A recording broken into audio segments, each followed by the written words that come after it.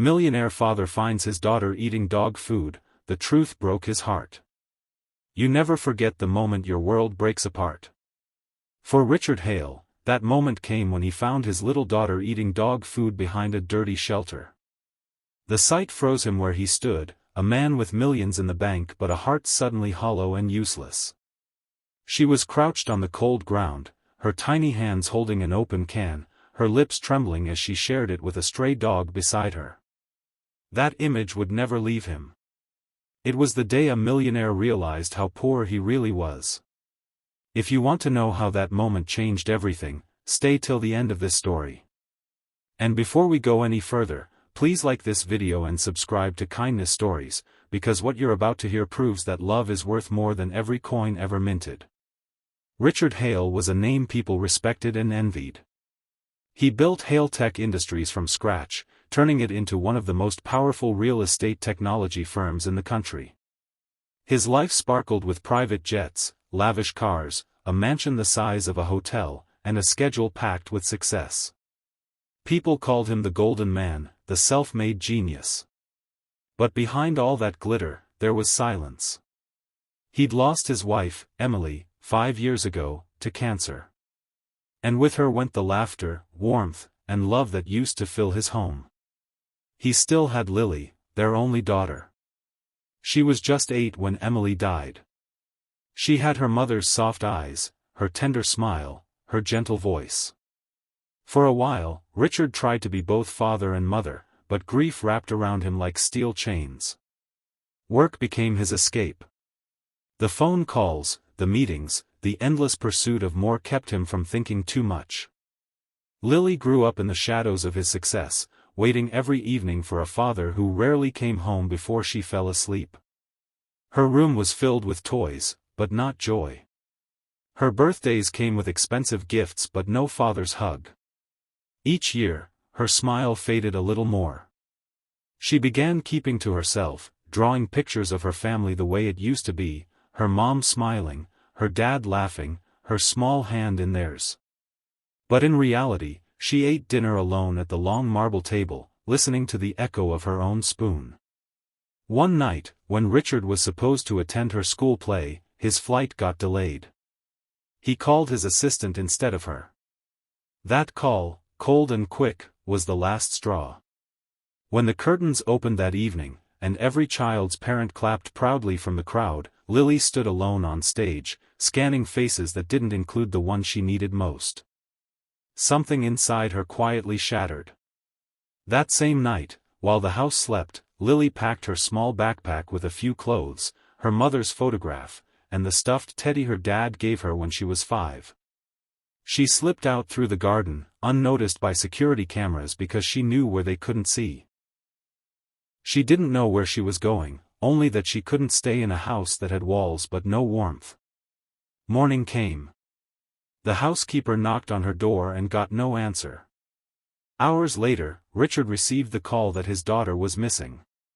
At first, he thought it was impossible. The mansion was locked, guarded, secure. But when he saw her empty bed, the window slightly open, and the teddy bear gone, he felt something break deep inside his chest. He called the police, hired private detectives, and even announced a huge reward for any information. Days turned into weeks. Weeks turned into months. No trace. The guilt he'd buried under business came roaring back. The meetings stopped. The phones went unanswered. His world, once shiny and loud, went silent. Every night, he sat in her empty room, holding her drawings, whispering her name into the dark. The smell of her hairbrush, the tiny slippers under the bed, everything haunted him. He'd traded time for wealth and found himself bankrupt in love. A year later, on a cold morning in December, one of his private investigators called. His voice was hesitant. "Sir. I think we may have found someone. A girl who matches Lily's age and description. Downtown, near the old shelter district." Richard didn't wait for more details. Within minutes, he was in his car, speeding through the city, his hands trembling on the steering wheel. The shelter stood in a forgotten corner, where buildings leaned against each other like tired souls. The air smelled of rust, rain, and sorrow. He walked around back, and that's where he saw her. A small figure, sitting cross-legged on the wet concrete, beside a stray dog. Her clothes were torn, her hair tangled, her skin pale. She held an open can of dog food in her hands, scooping it with her fingers, feeding herself and the dog alternately. His breath caught. His knees went weak. That was his daughter. His little girl.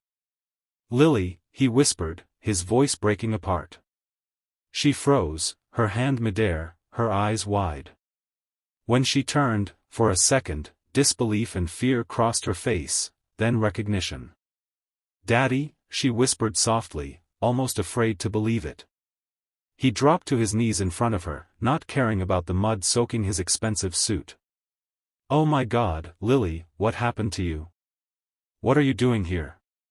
Her lips quivered. "I was hungry," she said, glancing at the dog.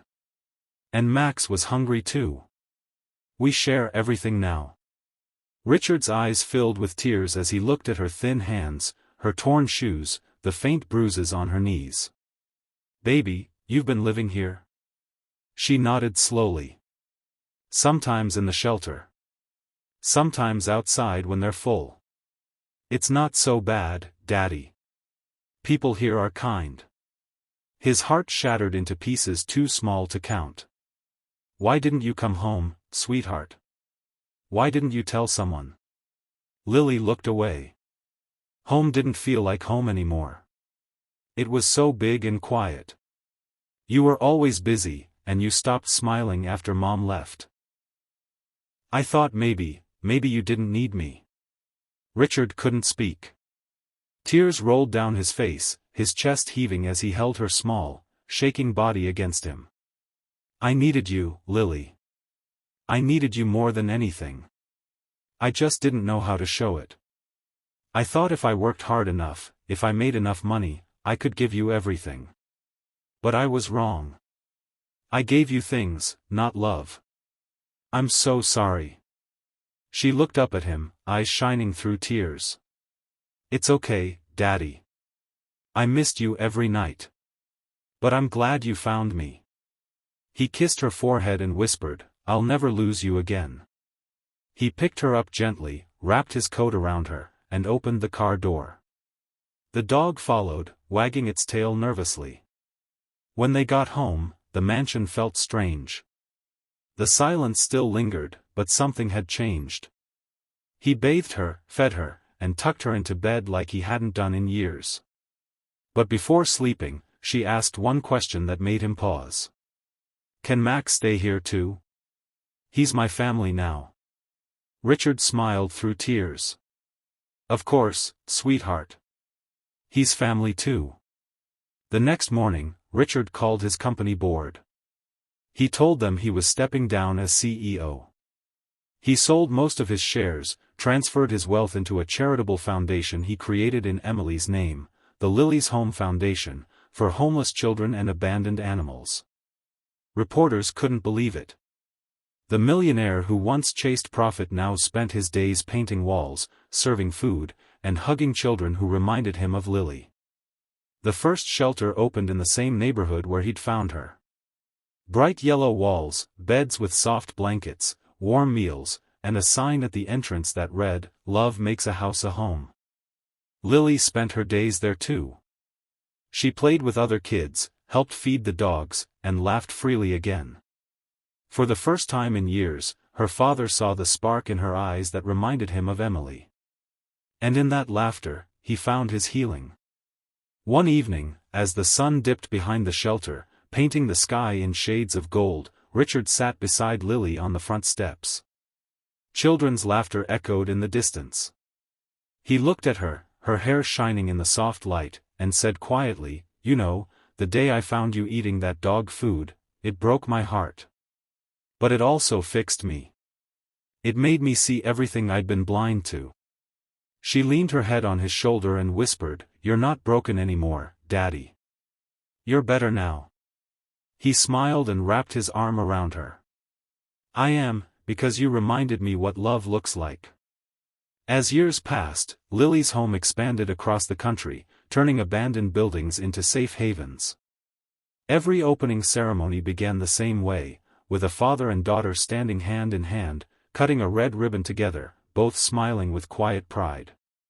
One journalist once asked Richard, "Mr. Hale, why give away everything you've built?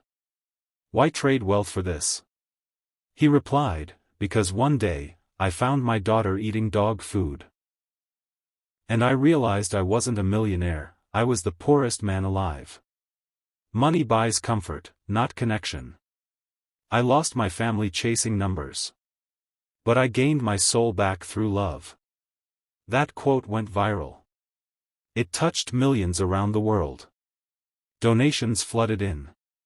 Volunteers joined. But for Richard, the biggest reward wasn't fame. It was waking up each morning, hearing Lily's laughter echo through their now truly living home. Years later, on her wedding day, Lily walked down the aisle with Max, old but still loyal, trotting beside her. When she reached her father, he kissed her hand and whispered, "You saved me, Lily." She smiled through tears. "No, Daddy. You found me. And when you did, you found yourself too." As she walked toward her new beginning, Richard watched her go, his heart full, his eyes wet, and whispered to himself, "Now I know what wealth really means." Because real wealth isn't measured by money or mansions. It's in the moments you almost lose everything, and find love waiting for you in the simplest of places. If this story touched your heart, take a moment to hug someone you love and remind them they're your greatest treasure. And don't forget to like this video and subscribe to Kindness Stories, where every tale reminds us that kindness and love are the truest riches of all.